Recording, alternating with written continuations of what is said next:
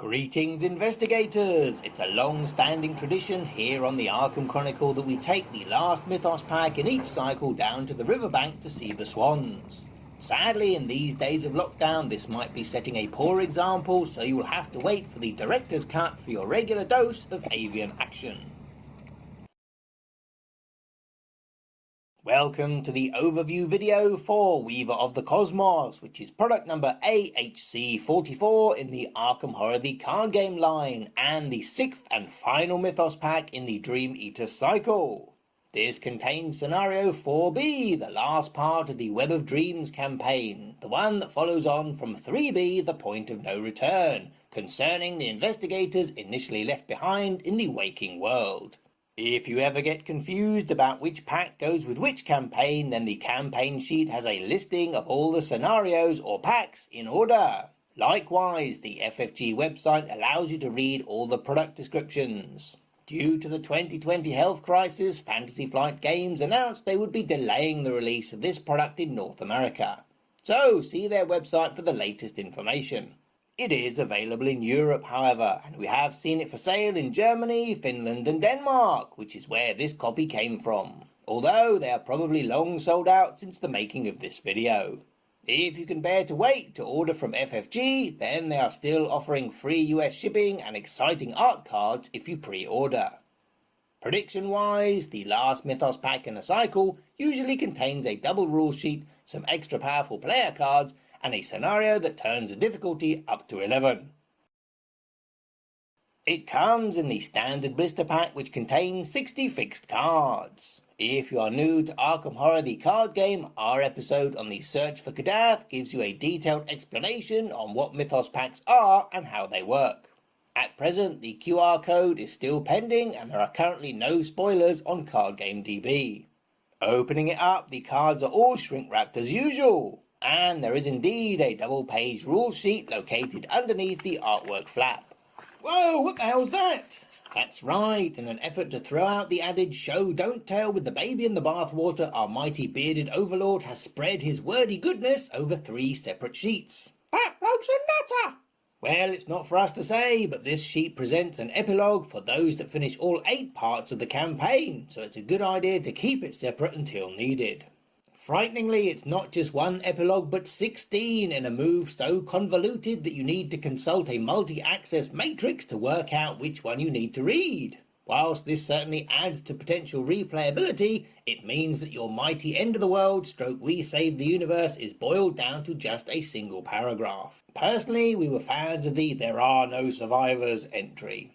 As this is the end of the campaign, we get the designer's notes, so you can get a bit more insight into how this cycle was supposed to work, and if you think it delivered on the original vision. Plus a look at the final credits, so you can see that this campaign is no longer the work of a single madman. He has company. Each class gets 2 cards except for the Guardians, which receive 1. In theory, this is to balance out the 3 Guardian cards received in 1,000 Shapes of Horror. But the Rogue's got 3 cards in that pack too, and they don't get shorted, so go figure. There are no neutral cards, but there is a weakness bonded to a survivor card, bonded weaknesses being a theme of this cycle. Do note, there aren't any level 0 cards, none at all. In fact, we continue to see some very old school cards getting upgrades. There are 3 level 5 cards, then pairs of 4, 3 and 2.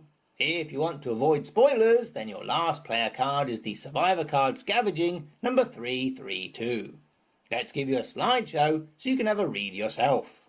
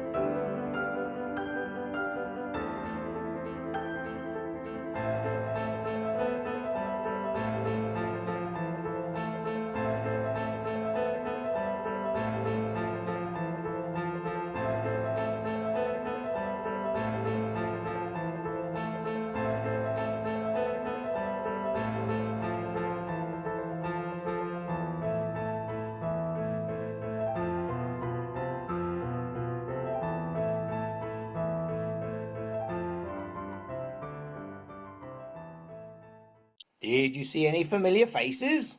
The shining trapezohedron comes from the excellent Lovecraft story The Haunter of the Dark. And Abigail Foreman is Daisy Walker's intern at the Miskatonic University's Orne Library. Did you spot this pack's first? That's right, Mind's Eye is the first card to use the double arcane symbol. Like the double hand symbol, this takes up both of your 2 arcane slots, effectively blocking out a huge swathe of mystic assets. Fair play to the designers for waiting 5 whole cycles to use something that does appear in the core rules. Moving on to the scenario, we don't need to consult the Wheel of Fish to learn what the innovation found in this scenario is, as it was spoiled in the FFG website article months ago. That's right, you now have multi-part enemies. Another totally original idea that wasn't blatantly stolen from some other card games. In fact, multi-part creatures go all the way back to the big furry monster that appeared in Magic the Gathering's Unglued set back in 1988. Here is Atlak Nacha in action. There is no doubt that this mechanic didn't need to use up this many cards, thus depriving the Guardian class of an extra player card. However, it is undoubtedly cool. And in terms of game design, cool certainly goes a long way. There is no chance you will forget this scenario with a boss fight like this one. That's all, folks. In this time of uncertainty, we hope you are all coping as best you can, and we'll be doing our best to bring you more content when we are able. Stay safe out there, investigators.